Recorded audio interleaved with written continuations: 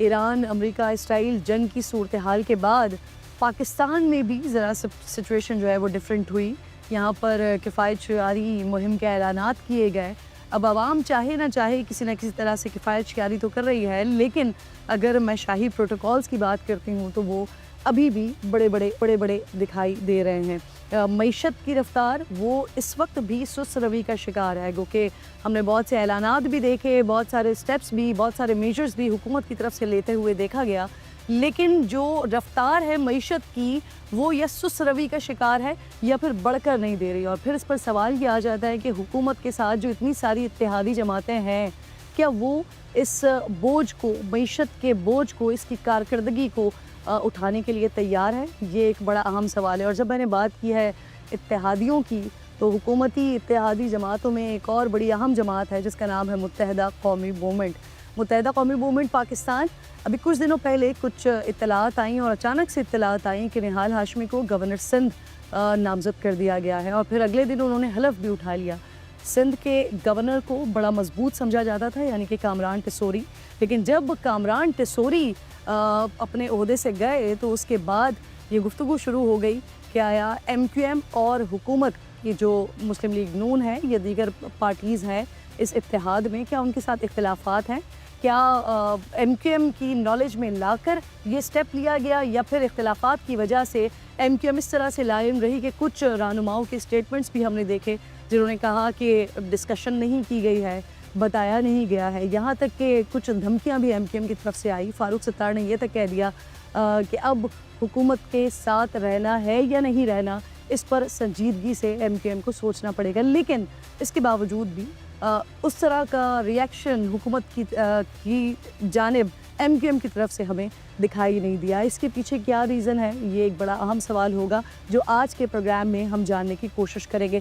फिर बहुत सी बातें MQM पाकिस्तान के हवाले से कि इख्तिलाफात, अंदरूनी रिफ्ट इतनी मौजूद है कि जिसकी बुनियाद पर अभी तक इंट्रा पार्टी इलेक्शन भी नहीं हुए हैं।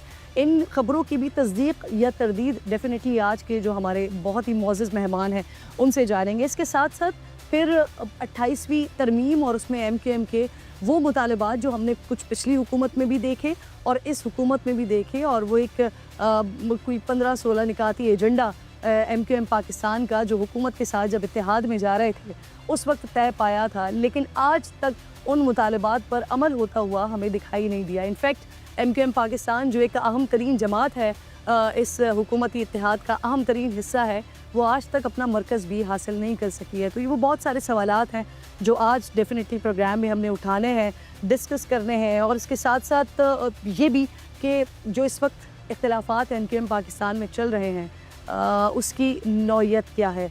इस पर बात करने के लिए प्रोग्राम में आज मेरे इंतहाई मोअज़्ज़ज़ मेहमान चेयरमैन MQM पाकिस्तान, मुत्तहदा कौमी मूवमेंट पाकिस्तान, मोहतरम जनाब खालिद मकबूल सिद्दीकी साहब मेरे साथ मौजूद। बहुत शुक्रगुज़ार हूँ आपके वक्त की, थैंक यू सो मच। सबसे पहले खालिद साहब, इस वक्त ये बड़ा क्रूशल टाइम है, इम्पॉर्टेंट टाइम है, और जो मेजर्स या जो स्टेप्स पाकिस्तान की जानिब से लिए गए किफ़ायत शियारी मुहिम के, उसको आप कैसे देख रहे हैं? और जो रोल पाकिस्तान इस वक्त प्ले कर रहा है, यानी कि की रोल ही प्ले कर रहा है सिफारती लिहाज से, कैसा देख रहे हैं आप दोनों को? हाँ, बहुत-बहुत शुक्रिया। बड़े अहम और एक ऐसे अंदाज़े और अंदेशे जो कि 30 साल से लगाए जा रहे थे कि ये आग जो मुश्त-ए-दोस्ता में लगी है, वो कभी हमारे दरवाज़े तक, हमारे दरवाज़े तक पहुँच ही चुकी है आखिर। और हमारी पूरी कोशिश होनी चाहिए कि हमारे घर तक ये हुकूमत बड़े दिन से बड़े ही क्रिटिकल किस्म की मेजर्स ले रही है, तो इससे अंदाज़ा है कि उनको अंदाज़ा है कि जंग कोई भी शक्ल इख्तियार नहीं सकती है। तो ये बात तो तय है कि हमने इसका अंदाज़ा नहीं किया था कि वो कितनी जल्दी हमारे घर तक पहुँची, और वो उसके असरात इनडायरेक्ट तो आ रहे हैं। जी। डायरेक्ट असरात से बचने की हमें कोशिश करनी चाहिए। उसमें सबसे हौसला अफ़ज़ा बात ये है कि हम फ़रीक बनने के बजाय इस वक्त हम इनके दरमियान मीडिएटर का किरदार, या हमने अपने सिफारती सलाहियतों को पहली दफ़ा इस्तेमाल किया है, और हम इस दबाव में नहीं आए। और ऐसे बहुत सारे मुतालबे इस दम से इस वक्त किए नहीं गए जो कि पहले किए गए थे। तो मुश्किल वक्त है और पूरा ख़ित्ता ही उसके ज़द में आना है जी। कि जो आगे बढ़ेगी, हमें एक कौम की तरह हमें एक बहुत बड़ा इम्तिहान पेश आएगा कि हम किस तरह अपने छोटे और दाखिली और इलाकाई मामला से निकलकर एक उम्मा को बचाने के लिए भी और अपनों को बचाने के लिए क्या इक़दाम करते हैं। गवर्नमेंट ने जो किया है ये बड़े इब्तदाई इक़दाम हैं। पाकिस्तान के अपने हालात भी इन हालात से अलग के और प्री जो जंग आ गई ये कंजर्वेटिव ट्रीटमेंट से कुछ नहीं होना। आपको रेडिकल सर्जरी करनी की ज़रूरत है पाकिस्तान को। देखिए IMF जो है वो हुकूमतें बचा सकता है, मुल्क नहीं बचा सकता जी। तो हमारे सारे इक़दाम जिसको कि हम मुल्क के खातिर कहते हैं दरअसल हुकूमतों को बचाने के लिए होता है। और हुकूमतों को बचाने का मकसद है कि 77 साल से बोसीदा निज़ाम आपके सर पे मुसल्लत होना उसकी कंटिन्यूटी है। तो पाकिस्तान में दो तरह के तबकात जमाते हैं, एक वो जो अवाम दुश्मन है और जो निज़ाम दुश्मन है। तो उमूमन 70 साल से जो निज़ाम दुश्मन क़ुव्वतें होती जी उनको अवाम दुश्मन क़ुव्वतों के तौर पे पेश किया जाता है। आपके बाकी इंट्रो का जवाब यही है सही कि हमारे ऑफिस क्यों नहीं खुले कि भाई हम निज़ाम दुश्मन। तो पाकिस्तान के निज़ाम को सामने रख के देखेंगे तो हम अपोजिशन में हैं, हम हुकूमत में हैं, हमारे दफातर नहीं, लोग दफातर से भी डरते हैं वहाँ। तो और ये बड़ा अच्छा हुआ है कि हमारे दफातर हमें नहीं मिले, तो दिखाया उसके बगैर की रहते हैं। आपने 2018 में हमें हरा दिया। तो जब 14 नशिस्तें ली हुई थी कराची, हमने 4 ली। तकाजा पूरे कराची का हमसे था। इसका मतलब कराची ने किसी और को उस वक्त अपने लिए मुंतखब नहीं किया। नताइज भी MQM के MQM कितनी कमज़ोर है, कितनी मजबूत। आपको नहीं लगता वैसे कि वो 2018 वाला मामला फिर 2024 में उसका इजाला नहीं हो गया? यही मैंने पहले ही कह दिया था कि जिन्होंने हराया है वही जितवाएंगे। तो फिर अवाम निकली है, उन्होंने उस वक्त तो नहीं हराया था, निकली और फैसला वापस ले लिया और होता भी नहीं है। तो इजाला ये अवाम की तरफ से हुआ। जी देखिए, जिन जमातों के भी जड़े अवाम तक होना उनसे मकालमा के अलावा कोई तरीका नहीं निपटने का। आप उनको दबाव के जरिए अपने साथ नहीं रख सकते हैं। दबाव इस हद तक ही लिया जाता है कि अपने वक्त गुजारना होता है। फिर MQM आज 22 नशिस्तों में 80 और 18 में 7 नशिस्तों की कारकर्दगी में कोई फर्क नहीं। अच्छा खालिद भाई 7 नशिस्तें उन्होंने बड़े बड़े काम कराए।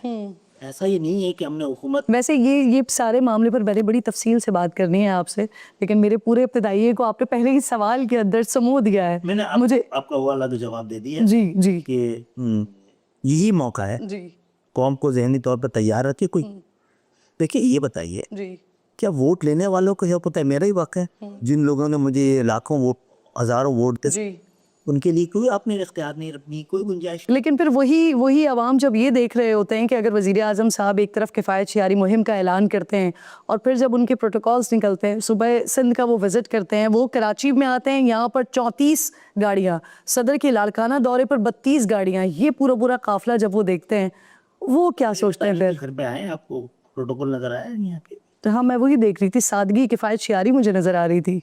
नहीं वे ऑफ लाइफ है, किफ़ायत-शियारी नहीं है। और मेरा मैं अपने बारे में डिटेल में नहीं जाऊँगा। हम अपने हिस्से का इनकलाब ला चुके जी। ये जो 77 साल से पाकिस्तान में जो लोग काबिज हैं उनके लिए ख़तरा ही बहुत काफ़ी था। तो चलें आप प्रोग्राम में आगे बढ़ते हैं। ये बता दिया कि आपने वैसे ये जो आपने पूछा कि बहुत सारे मुतालबात हुए हैं जी, तो कई ऐसे मुतालबात हैं शायद जो पिछली MQM थी जी, वो भी नहीं करवा सकी, कराया। कराची की आबादी जो पूरी दुनिया ये समझती है कि 3 करोड़ से भी ज़्यादा है। जी। आज से बड़ी जरदारी साहब जब 2008 में थे ना तो कराची की आबादी को 3 करोड़ कहते थे। चीफ जस्टिस गुलजार कह चुके हैं कराची की आबादी 3 करोड़ है जी। अभी तो एक जगह पे ये भी कहा गया कि कराची की आबादी 4 करोड़ पहुँच हुई। कराची में 3.5 करोड़ से ज़्यादा लोगों के लिए गंदम आती है।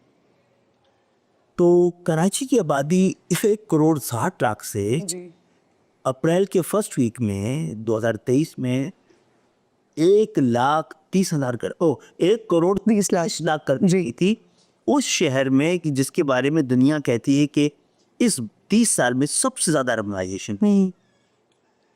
तो आज 2 करोड़ 5 लाख 10 लाख कैसे हो गई है? किसने कराई है?